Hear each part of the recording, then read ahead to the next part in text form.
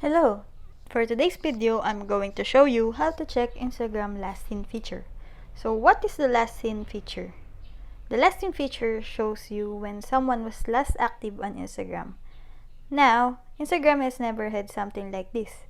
This is a fairly new feature, and again, they didn't really tell anyone that they were rolling this.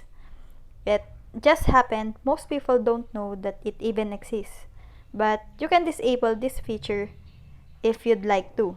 So how do you check this feature?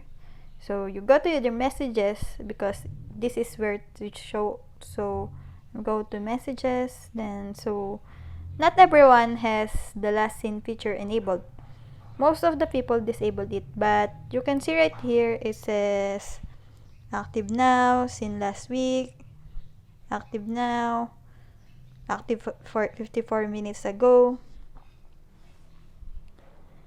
So it shows you when people were less active.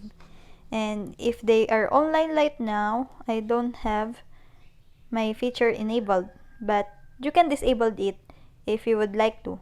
If you'd like a video on how to enable and disable the lasting feature, please leave that in the comment section below.